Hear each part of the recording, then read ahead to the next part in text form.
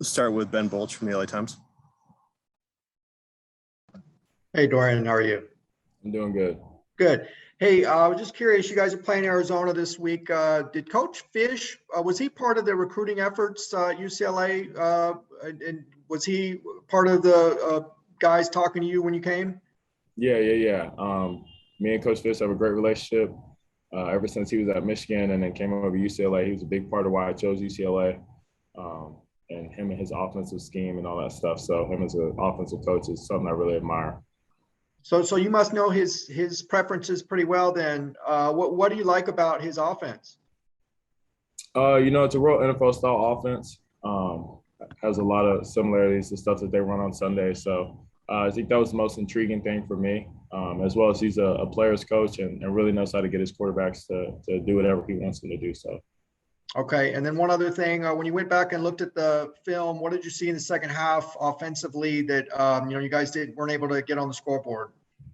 Yeah, Coach Fry talked about it this morning. I think it was just guys trying to do too much, and again trying and not just doing their job, myself included, just trying to press and overcompensate for being down by so much. So I think just getting outside of the scheme, getting outside of the plan to execute each play.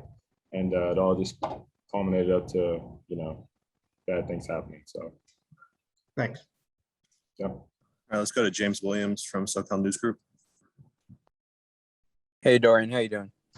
I'm doing good. Just sticking with the second half there, more specifically, I guess the fourth quarter. The offensive line managed to protect you pretty well, but you did take 4 sacks in that fourth quarter.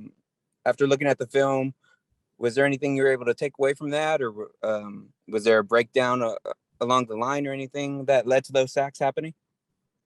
When it's a must-pass situation, they're going to play the sticks. They're going to obviously be in a pass-heavy defense. So, it took a while for guys to get open, and unfortunately, I didn't have enough time, but also couldn't, risk throwing the ball away on fourth down and stuff like that. So, it's just those type of things, the end of game situation and knowing the situation and stuff. So, and then with the snap, I guess it went over your head, led to a fumble. They were able to recover.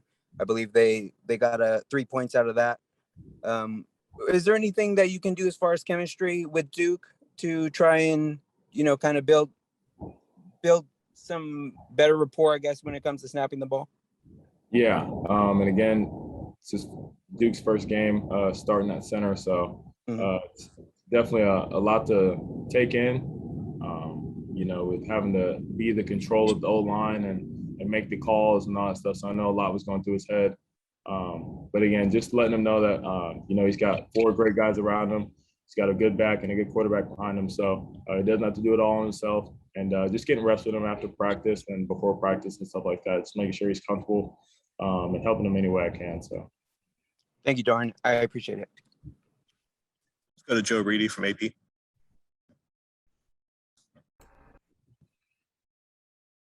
Nope, you're on mute. Sorry. Hear me now. Yep. Hey, Dorian, I know all opponents are dangerous each week and everything, but when you got an opponent like Arizona that hasn't won in close to 2 years, I think you guys were the last team you were the last opponent that they beat. For a team like you guys, are they even more dangerous because there is that sense of desperation as this losing streak keeps going for them? No, definitely. You never want to underestimate a team. I think you kind of see that in the Oregon film when they played Oregon. I think those guys kind of underestimated them a little bit, and they kind of got after them in the second half. So it made that game kind of close. So we can't do the same. We got to learn from their mistake and, take it, like I said, week by week and day by day like we always do, and prepare as if they were LSU or Oregon or ASU, whoever it may be. So. And then just with Kyle Phillips, because you've always had a good rapport with him, but, there's the touchdown streak this year. Just anything that you sensed that he worked on during the offseason or anything that you guys worked on to kind of build that rapport even better? Yeah, I think just working with each other on and off the field.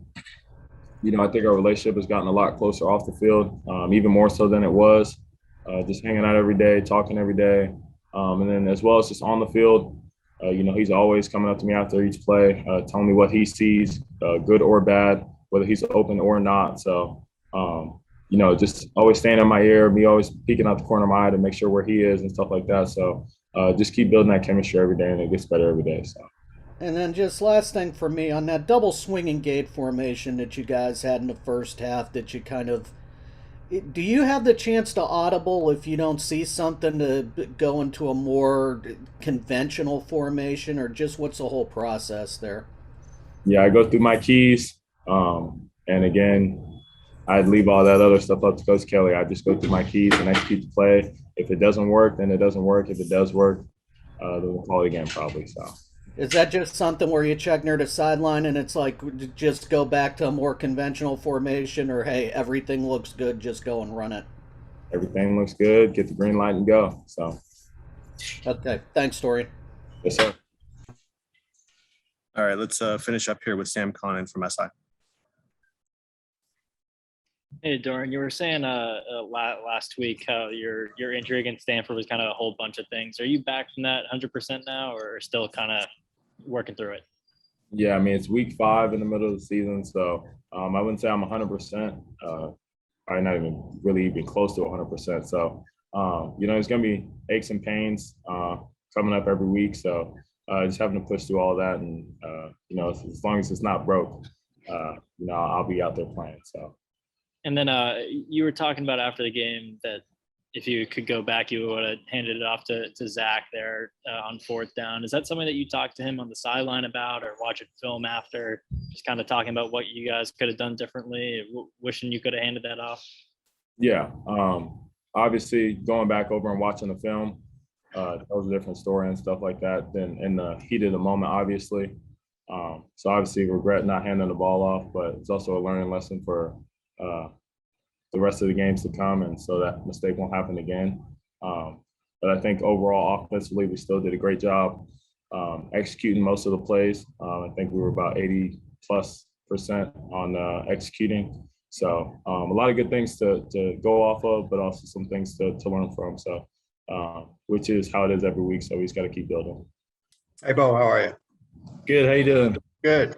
Hey, can you tell us about the pressure you guys were getting that was so good earlier in the year, not quite as getting home as much recently? What do you think's going on there? Are teams doing a better job scouting to pick up the pressures you guys are giving? What do you see there? I think teams are just, moving towards, you saw on Saturday, a lot more 6-7 man protections where they're having more guys block in for us. Some max protect stuff where they're having the back and 2 tight ends in there. And it's in a lot of those situations, you're going to leave your DBs on one-on-one matchups, and we just got to win those battles. But at the same time, it goes both ways. The D line and the linebackers got to get home and get pressure on the QB.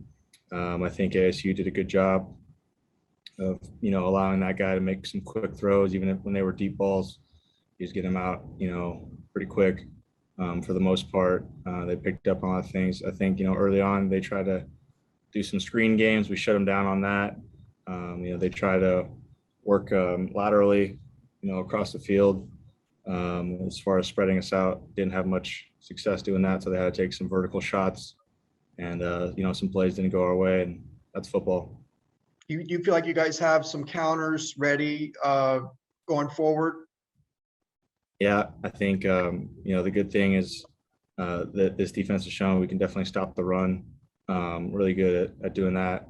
But as far as moving forward, we just got to keep getting pressure on the quarterback. That's an obvious thing, and as long as we can run to the ball and rally up, we can slow guys down. Some of these X plays, it's tough when the guys got a wide open lane and stuff like that. We just got to close on them, and be able to force them in, one way or another. If a guy has a straight shot down the field, can run right down the field on you, there's not much you can do as far as rallying to the ball after that. But I'm encouraged by the way that this defense has been going. Everybody still fighting pretty strong for the most part the whole game. run after the ball. And guys are hustling, and, we had a good practice today. Obviously it's tough after a loss. Any loss you have, you gotta, sort of digest that. And then you kind of just compartmentalize that and, take the corrections, push your emotions away and realize what you got to do to move forward and do better. I think we made some good corrections today in practice. And, I was encouraged by the way we came out real strong, fast. And, kind of felt like we we're back in camp, getting after it again, just sticking to the fundamentals, working on the things we know we got to work on. And, that's what's going to help us win moving forward this week. Thank you. Yeah. Let's go to Tony Siracusa from Last Word. Hey, Bo, we heard a couple of weeks ago about players having to do up downs when the game film shows that they're not, running to the ball, closing in on the ball. Were you or anyone else having to do any up downs after practice today? Yeah, the whole defense does up downs. We started that, I think maybe 2 years ago, spring camp and spring ball. Basically, it's just when you pause the film, if a guy's not anywhere near the ball or he hasn't crossed a certain amount of lines on the field to show him that he's trying to run the ball, then that's considered a loaf. You're not loafing, you're not going to the ball. So yeah, every day, we're doing up downs for different guys and stuff like that. But it's no different than any other game. We do that when we win too. It just doesn't get talked about because obviously we won. But yeah, we did some up downs today. We're gonna do up downs tomorrow, and hopefully we don't have to keep doing more up downs. But every day, there's probably gonna be some of them in there. Arizona has not had a successful offensive scheme so far this season. They've struggled both of the quarterback position, changing quarterbacks a couple of times, haven't had a lot of success running the ball. When you watch that on film, is this kind of an opportunity for you guys to fix what went wrong last week? I don't think there's any sort of feeling that you have to make up for last week. I think each week is its own thing.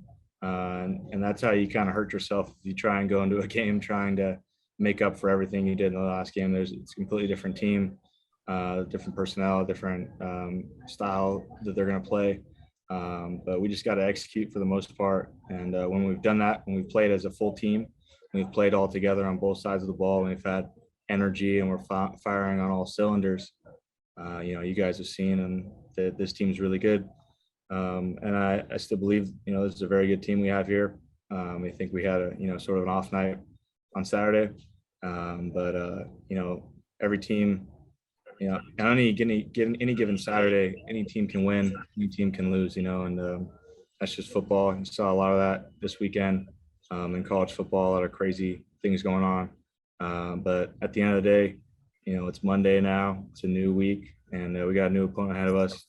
And, that's what the thing that comforts you in the end is that, there's always another week ahead to get better and get after it and show what you can do. All right, Bo, thanks. Yeah, no problem. Let's go to Tracy Pearson from Bruin Report.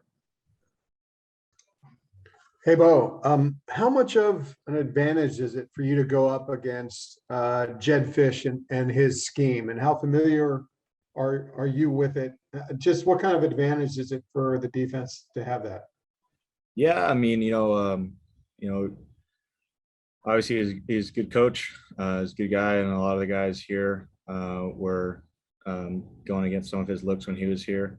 But I think, at the end of the day, you're just going to watch the film that they have, and you kind of got to take the personal side out of it for any relationships that players on this team have with, prior coaches or whatnot. And you just got to play the opponent in front of you. I think when this defense specifically, obviously since I'm on the defensive side of the ball, when we can just focus on the schematics of the game and not take it personally, then we play really well. You saw a lot of penalties on Saturday, which is kind of uncharacteristic from this team, our team, UCLA. And that's something we don't normally do. It's something we pride ourselves in being able to, remain calm in the heat of battle. But if we can keep ourselves cool-headed and strong and keep moving forward and, just attack the schematics of the game, obviously everybody knows what they're supposed to do. then we're going to be all right. When you say take it personally, do you mean like emotionally overreacting and getting those penalties? Exactly. Yeah. I think it's a common saying, but play with emotion, but don't let emotion play with you. Obviously, playing football, you got to be violent, you got to be angry, and you got to be, you got to get something deep inside of you to, allow yourself to attack the opponent. But at the end of the day, you got to control that. You got to kind of reel it back in and don't let yourself, make costly mistakes, because every penalty at some point is going to turn into points on the field. And, that showed on Saturday from us. How big of a loss is it to be without Quentin Lake in the back for this defense? Yeah, I think he's a great guy. Obviously, phenomenal player, huge leader on this team. We've seen the last couple of weeks, obviously trying to move guys around at different positions. But he's having, hopefully he's getting real speedy recovery. He's about to be out, hopefully be able to be out here soon. But we obviously miss him. But at the end of the day, it's the next guy up, and somebody's got to step up and make some plays. And excited to see who that's going to be coming into this week.